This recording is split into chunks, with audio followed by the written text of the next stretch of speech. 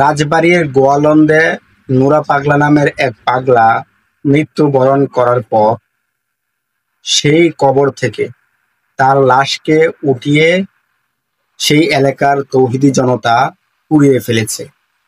আর এই বিষয়টা নিয়ে সারা দেশে তোলপাড় সৃষ্টি হয়েছে যে কিভাবে একটা মৃত ব্যক্তির লাশ কবর থেকে তুলে তারপর মানুষ কি করে সেই লাশকে পুড়িয়ে ফেলতে পারে।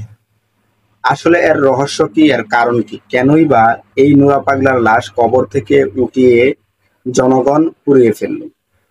আসলে এই নুরা পাগলার মৃত্যু হওয়ার পর তার কবরকে জিয়ারত করার মাধ্যমে সেখানে শিরিক করা হতো, অর্থাৎ সেখানে তার ভক্তরা গিয়ে সেজদা দিত এমন অভিযোগ আছে। এবং সেই কবরটার চারপাশে কাবাগরের আদলে একটি ঘর নির্মাণ করা হয়েছে, এটাও একটা অভিযোগ তৌহিদি জনতার।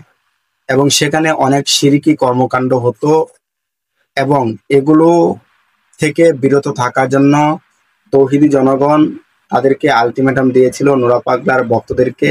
কিন্তু নুরা পাগলার ভক্তরা তারা সেই আলটিমেটাম না শুনে তারা তাদের কাজ রীতিমতো চালিয়ে যাচ্ছিল।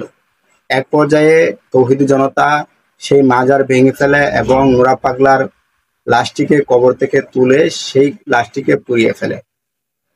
তো নুরা পাগলা বেঁচে থাকা অবস্থায় সে বিভিন্ন শিরকি কর্মকাণ্ড করত এবং সে নিজেকে ইমাম মাহাদিও দাবি করত, এমন অভিযোগও আছে। তো এরই কারণে এই ঘটনা ঘটিয়েছে ইমান আকিদা রক্ষা কমিটির সদস্যরা